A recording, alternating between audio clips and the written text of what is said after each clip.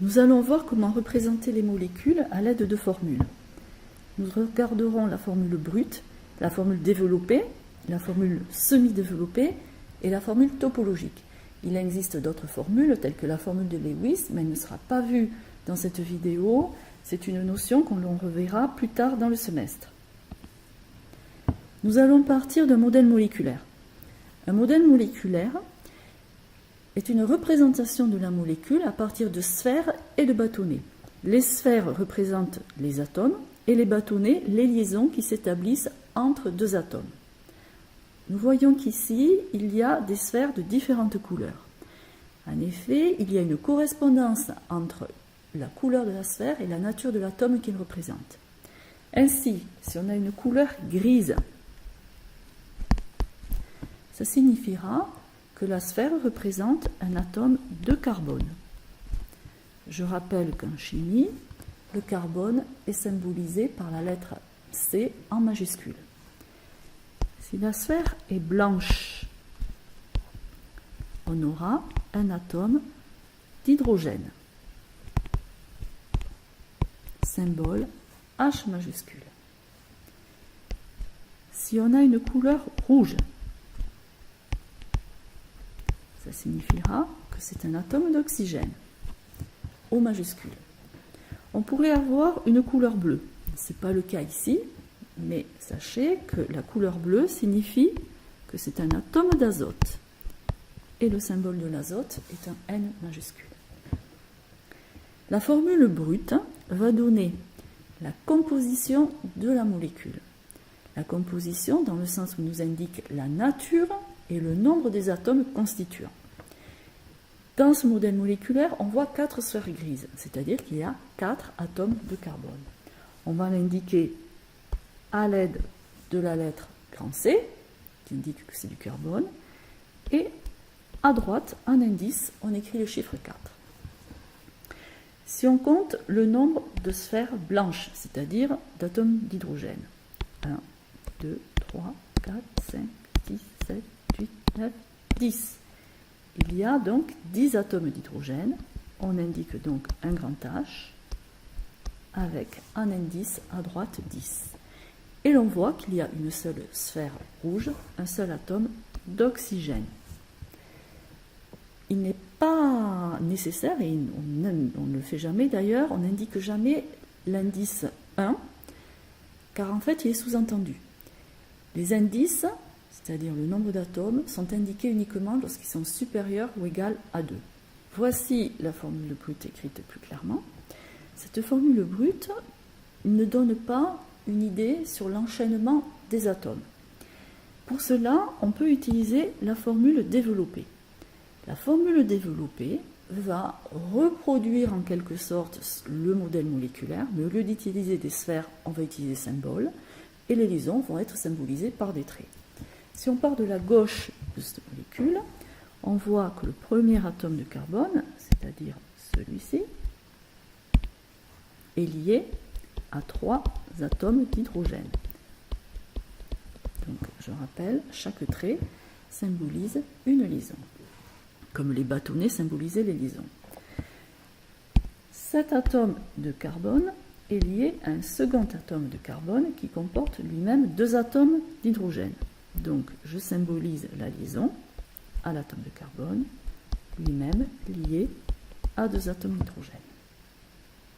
Le deuxième atome de carbone établit une liaison avec un autre atome de carbone qui, lui, fait 2 liaisons avec 2 atomes d'hydrogène. Et encore une fois, on retrouve ce motif. Le dernier et 4e atome de carbone, celui-ci, est lié à un atome d'oxygène, lui-même lié à un atome d'hydrogène. On indique donc la liaison à l'atome d'oxygène et la liaison de celui-ci à l'atome d'hydrogène. Voici la formule développée, écrite plus proprement. Vous voyez que pour écrire cette formule développée, il faut regarder finement toutes les liaisons et on réécrit tout. C'est peut-être un petit peu long. Là, on a une molécule simple, mais si on imagine une molécule plus compliquée, l'écriture de cette formule développée va être assez longue Et souvent, les liaisons carbone-hydrogène n'ont pas trop d'intérêt. C'est pourquoi on peut utiliser une formule semi-développée.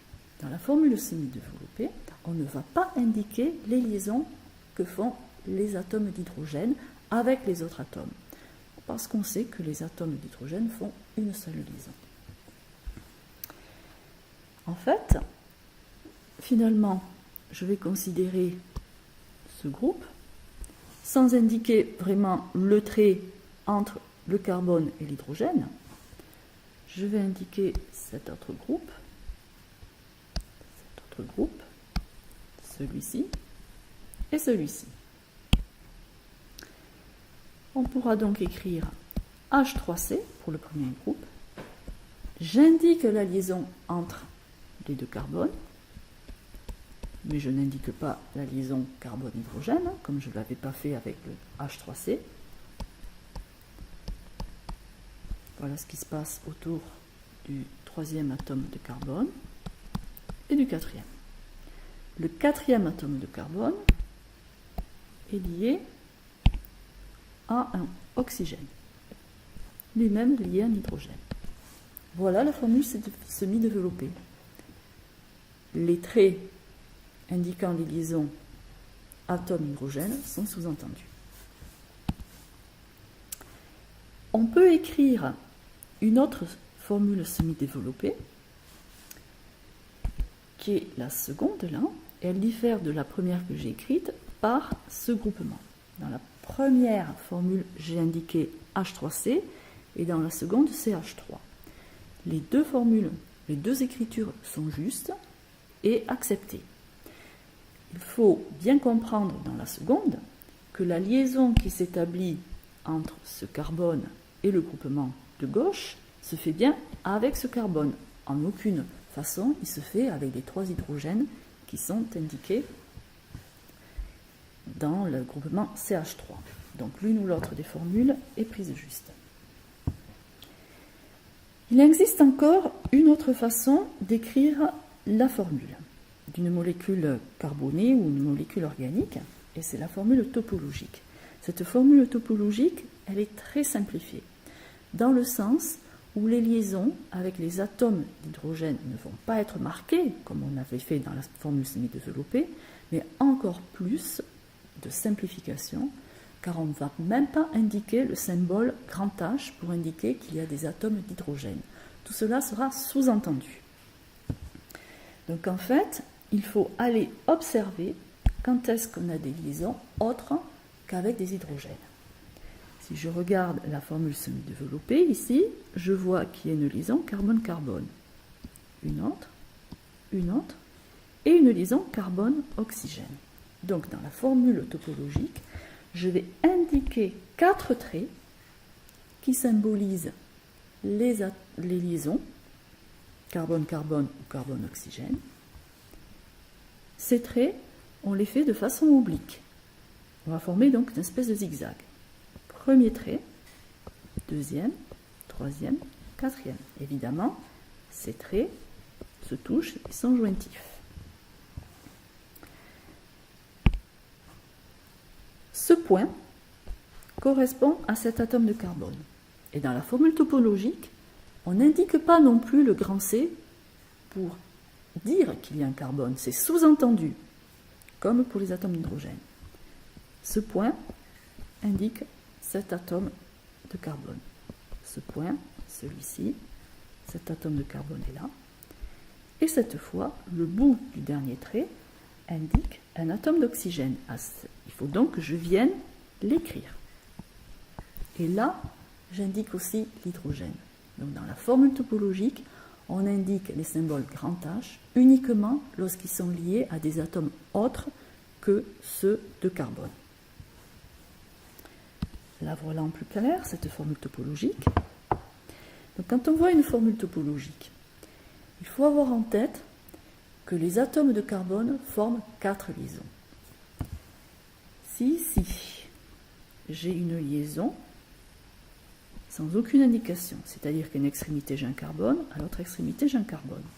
Ce carbone forme une liaison ici. Il formera donc 3 autres liaisons, obligatoirement avec des hydrogènes. on retrouve donc ces 3 hydrogènes. Ils sont sous-entendus dans la formule topologique. Si j'examine maintenant le deuxième atome de carbone, celui-ci, il forme une liaison et 2 liaisons. Pour arriver à la valeur de 4, le nombre de liaisons covalentes qu'il va former, on a donc besoin de 2 liaisons CH. Il y aura donc, sur ce carbone, 2 hydrogènes. C'est bien ce que l'on avait ici. Et ainsi de suite.